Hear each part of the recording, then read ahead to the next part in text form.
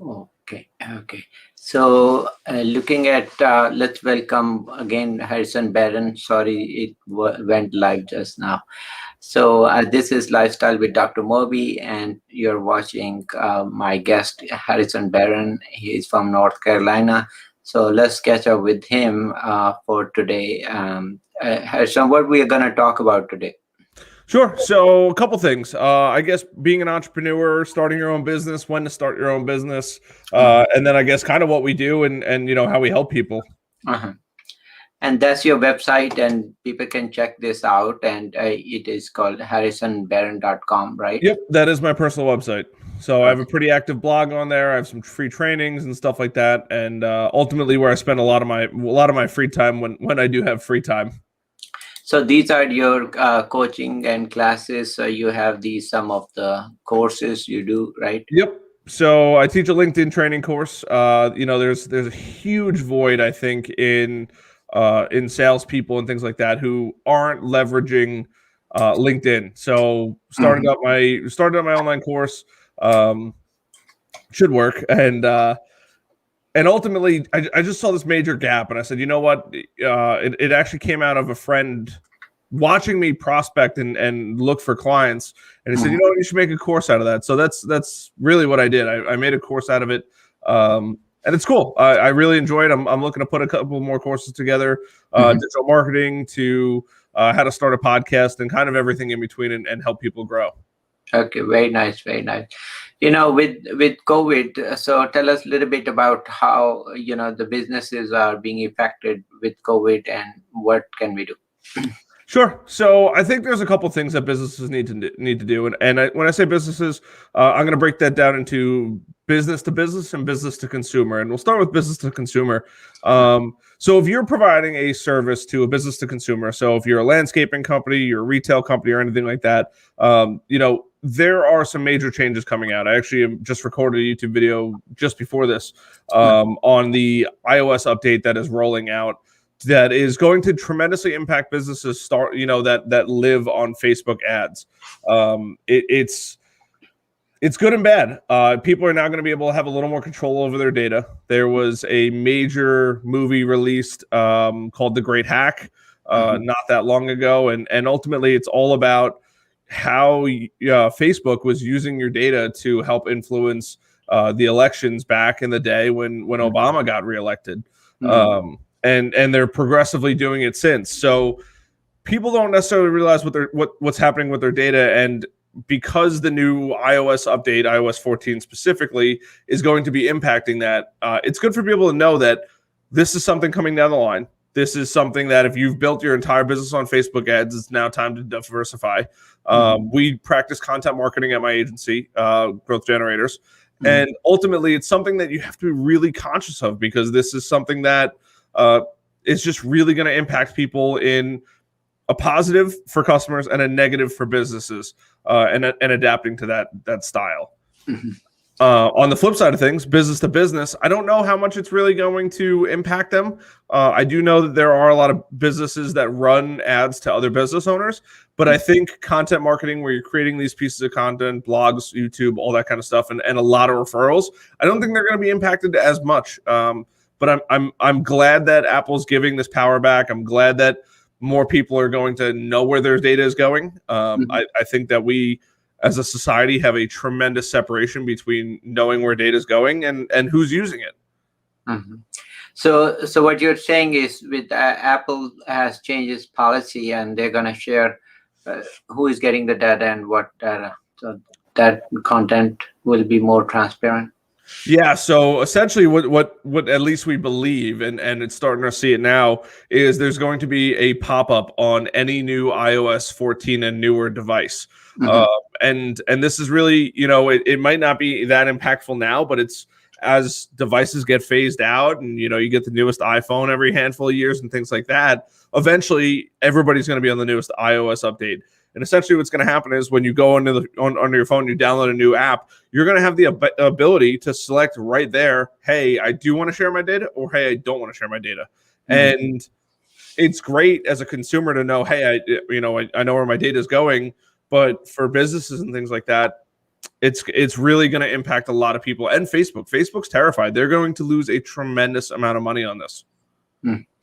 And what about, oh, so because of the Apple, so I was reading they were going to somehow punish them in some way. Facebook is.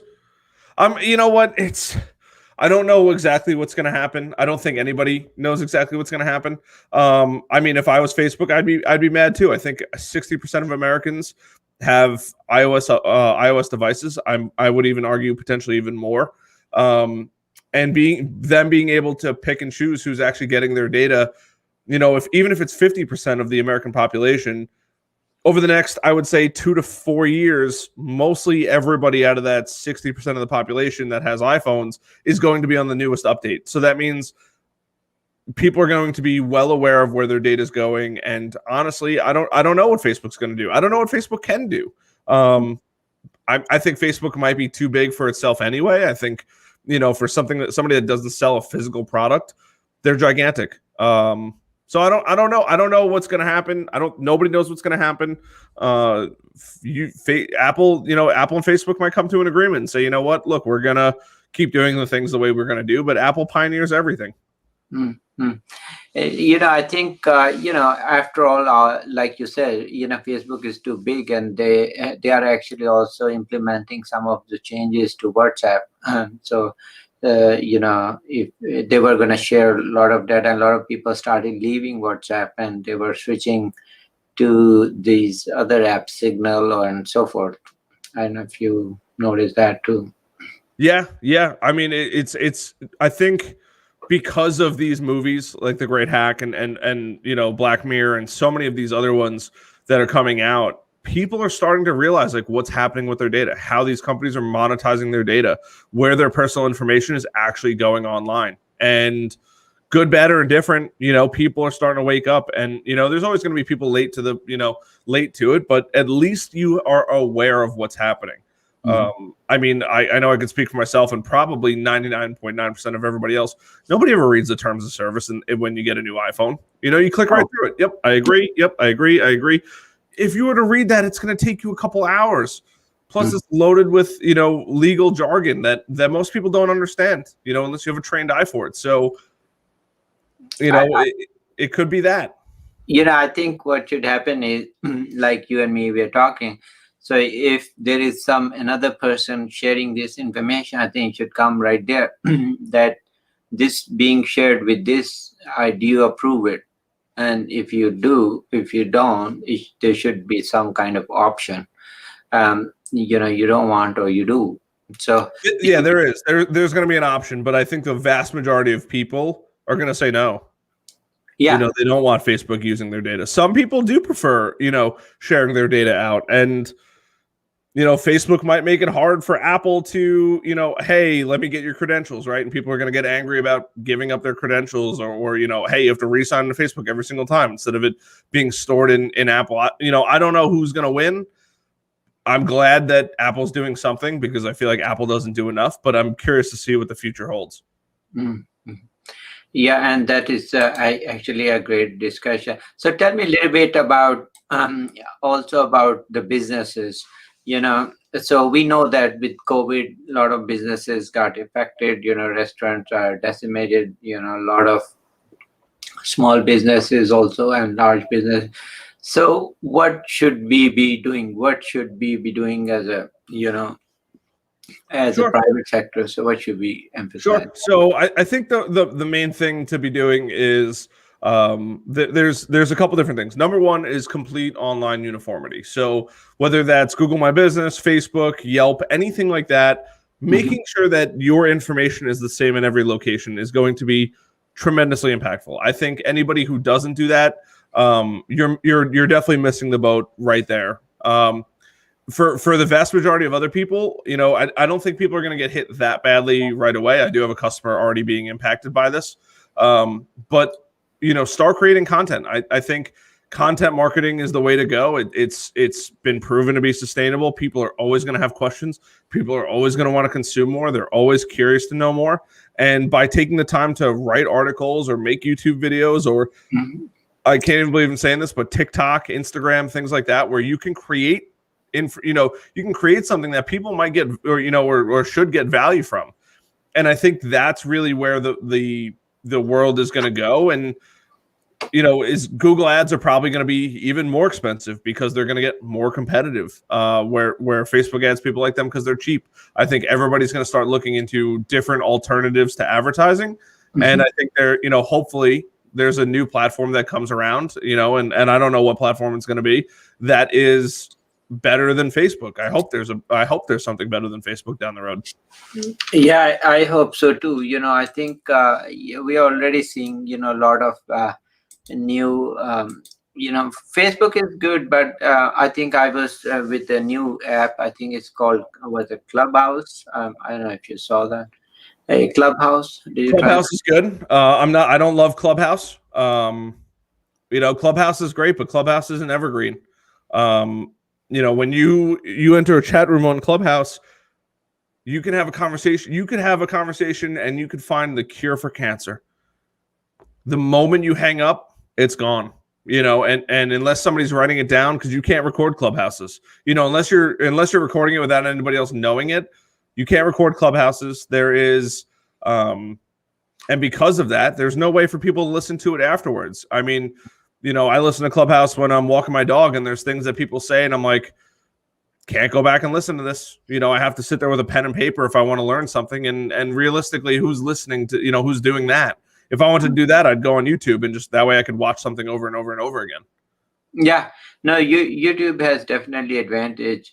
But the other thing what I see is with YouTube, and which probably needs a lot of, is the quality is low, the On video. YouTube? Yeah, I mean it's good. Some are. Yeah, I think it depends on what you're looking for. If you're looking for highly consumable content that is gonna go, viral, we'll call it. Yeah, I think that there's definitely a lot, but it's like anything else, right? Garbage in, or in the software world, it's garbage in, garbage out. If you put bad information, you don't build a high quality video. I mean, everybody at this point has, a halfway decent iPhone, start recording, take your phone out, start recording, and, at least begin. And if you see some traction, you see that people are getting on board with it, sink some more money into it, invest in growing online. Or be prepared to miss that boat too. Like I think now is a good time for people to get in on YouTube. I think 5 years ago would have been a better time, but you have to start. There's no such thing as an overnight success. Yeah, no, definitely. There's nothing overnight, and marketing is something. It kind of sinks in slowly. I think a lot of people are into hitting the viral videos, and it's good, but not all videos who go viral, every video is viral. You know what I mean? Yeah. So they make one viral video out of 100 or whatever thousand, and then rest are not. But some are, some are huge stars for sure, and people follow. But I'm surprised. A lot of viral stuff is useless. I don't know. A lot of what? Viral stuff. A lot of viral stuff is not really very good at it. I mean, there's really two kinds of content. There's that virality where it's like, you get the quick fix. It doesn't add any value to your life. I mean, look, it's like watching TV, right? Like 99% of TV, you're never going to get value out of. There's probably 1%. And I would agree with that on YouTube. A lot of people are trying to make viral content. They care about subscribers, which isn't a bad thing. Like if you want to turn that into a career, subscribers do matter. For individuals like myself, I plan on using it for information distribution. You have to have a plan, and you have to follow that plan when you're going through with it. And to create a viral videos, they put all kind of things in it, but then if you look at the real content of it, is not the best. So like people were doing a lot on COVID, wrong stuff, wrong information. They are not even doctors, and they were saying things just to get hits, but unfortunately it can cost somebody's life, or it can cause somebody a problem. Same stands for vaccination. a lot of misinformation. I mean, they could people could have any kind of, sorry if everybody's free to speak up, but I think it's of some reason that negative information or the bad information gets more press always, and the real information or good information is kind of buried somewhere. That's No, how it. I agree. I agree 1,000%. There is an astronomical amount of bad information out there, and there always will be. And there's also a lot of really good information out there. Mhm. Um, it's like reading a book, right? 90% of a book is fluff. It's about getting the message and driving the message home. Yeah. The other 10% is actually the message and interpreting and learning and things like that. Um, I try to read as many books as possible, and I deal with that all the time. Like most of that book is not useless, but I definitely didn't need to read it, but it drives home the main point, which is that 10%. Mhm. Also, I want to ask you a very important question. I asked a lot of guests is about what way you think is the best strategy coming out for the government. For is it to pay small business some money on incentive, or paying people low income some money to help, or all of the above? What, from the government? Yeah. I see. There's two things. I think I'm highly against more taxes. More taxes almost always never equate to better business. There is with more taxes, right? You have emissions tax and all these different taxes, right? Like, where does that money go? Most of the time, that money actually doesn't go anywhere except into the government's pockets, right? I think now more than ever, small businesses drastically need the government to step in, and not because they rely on the government. I would say a vast majority of businesses don't rely on the government, but because the government has now stopped them from being able to work. That is impacting them tremendously. And if you're not going to allow somebody to build a business and to follow their dreams, and they've dumped their whole life into building these businesses, to stop that is horrible. So I think the government needs to do a couple things. I think one, the government needs to start opening things up. The moment they can open things up, start opening things up. I was just in a meeting this morning, and somebody was saying there was some research done, and I want to say it was Florida. I think it was Florida or Texas. It was a Yeah. very lenient state versus California. And the Yeah. amount of COVID illnesses per, the percentage per capita is the exact same for California, which is extremely restrictive and shut down, versus Florida and Texas. You're messing with people's lives, and you're taking away, I don't even say the American dream, but the ability to follow your dream. And I don't think that that's what America is built on. I think that there should be a massive influx of money from the government. We pay millions and millions of dollars in taxes for things to not get done. I think people as a society need to also look at government and say, whoa, you have overstepped your bounds by so much, because I came from New York. The roads are horrible in New York. Yeah. Governor or Mayor de Blasio's wife who misplaced $1 billion and wasn't held accountable for that. I think that people need to hold the government accountable, and business owners need to team up and hold the government accountable to say, hey, we need more money. There's not enough money. The people need to come out and say, hey, we need more money, because there's not enough money for them after the millions and millions of dollars that we've paid in taxes. And there's so many government entities that aren't working, that are hemorrhaging money left and right. I think there needs to be a major, major overhaul in a lot of this, for so many different reasons. Because one, business owners are getting hurt. Two, people are getting hurt. Is there a solution? The government has to give back at some point. Instead of take, you got to give. And I think people should be furious with the government at this point, with how they're acting. Whether or not you like President Biden, he's done, in my opinion, not the best recently.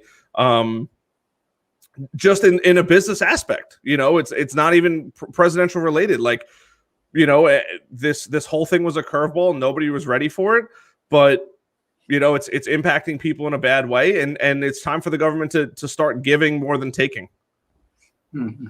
So you're proposing, of course, not many taxes. So Should they help? So $1,400 they are issuing to these families. You think they should issue a little more to businesses to They kind should, of? yeah, I would say a lot more. I mean, they did just roll out the PPP loan for round two, Uh, um, which is tremendous. But that's not enough money. That's really not enough money for a lot of these businesses to sustain, to not even make money, but to sustain, um, mm. which is not okay. Yeah, I personally think, that they should just get everybody vaccinated pretty quickly and turn things around, because, that's gonna really look at Israel. They got everybody vaccinated, and all the cases, the number dropped tremendously.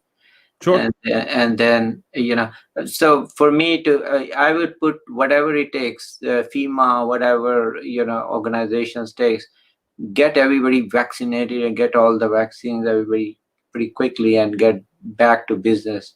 Problem is, the economy is so huge that no money can actually make it survivable.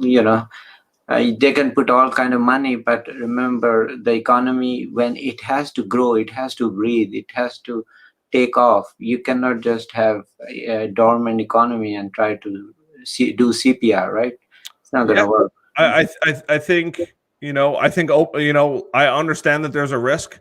I have friends over in Switzerland and stuff like that, and they're like, yeah, I think it was Switzerland or Sweden, where they never had a mask mandate. They just Yeah, recently put one in place, Sweden. and they're like, we've continued life normally, and I'm a very big proponent of that. Go back to normal life if you're at high risk, and shut down when the hospitals are over capacity. But I came from New York. Governor Cuomo just came out that he was hiding the numbers of people in nursing homes that had coronavirus, and that's horrible. But if you're a high risk person, you should be taking the necessary precautions, just like any other day of the week. If you're a high risk for anything, right? If you're at high risk for getting sick, you shouldn't be hanging out with sick people. I think basic levels of pulse ox and temperature checking and things like that are good precautionary measures. And if you're sick, stay home. Like my girlfriend literally just got diagnosed with COVID this morning, right? So, Oh, she's fine, thankfully, but she was like, I don't really feel that good. I'm just gonna go get tested.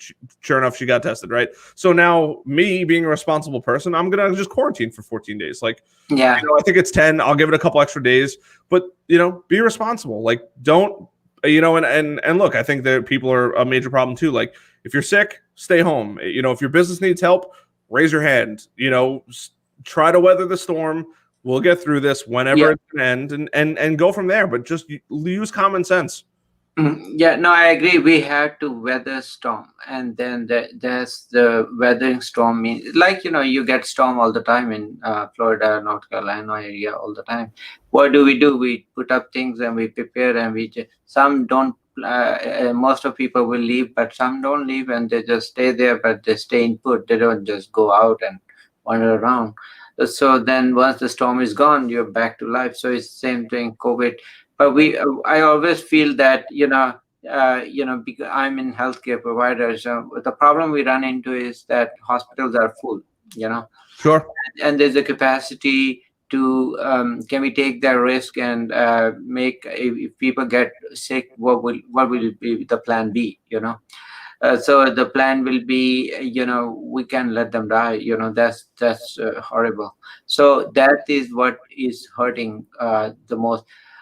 In my opinion, if there's a way to operate with still precautions, and there's a way to keep the business open, but still kind of keep working. Do not shut it down. There are better ways to handle it than I just agree. I agree 1,000%. Look, uh, I'm more than fine wearing a mask for the next 2 years. Do I yeah. like it?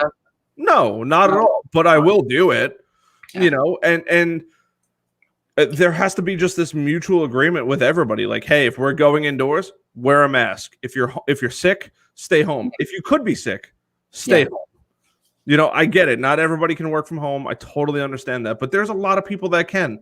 Yeah. Stay home. But I think it's also crazy that if you're fine and healthy, you should be able to go to a bar. Now, do I think bars should mandate temperature checks and restaurants and anything like that? Yeah, I'm a big fan of that. Like, if that's the leading thing that we're saying, and you're a doctor, but like if that's the common agreement in the medical area that we say, hey, if you have a high temperature, you are not allowed in at all. Great.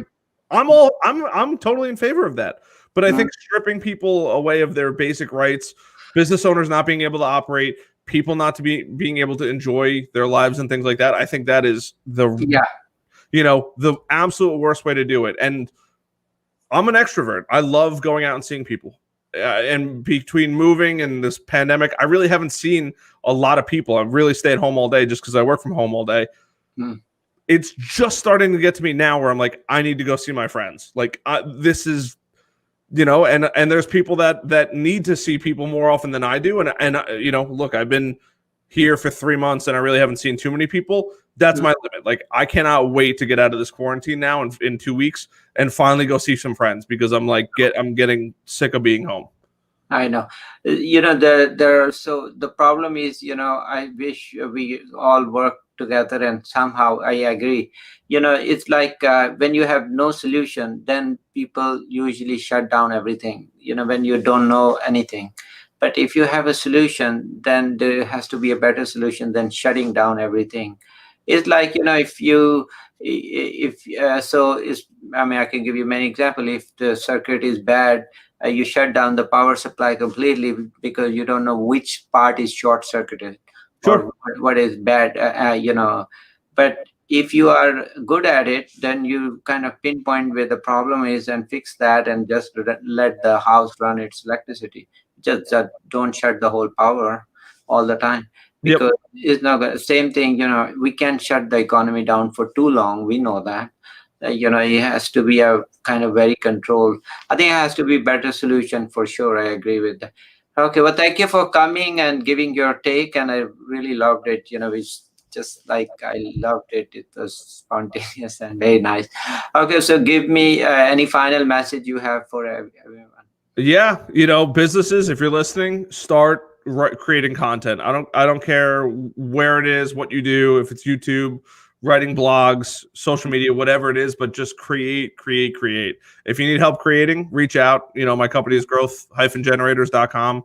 Happy to help any businesses that are struggling. Yeah, and, your website, I put it down. Oh, perfect. Thank you. Yeah, go check me out there. And I'm giving away a ton of advice on my YouTube channel, The Millennial Entrepreneur, Harrison Barron. That's really it. Okay, well, thank you once again for coming to our show. Take care, stay safe. Take care. Thank you. Take care.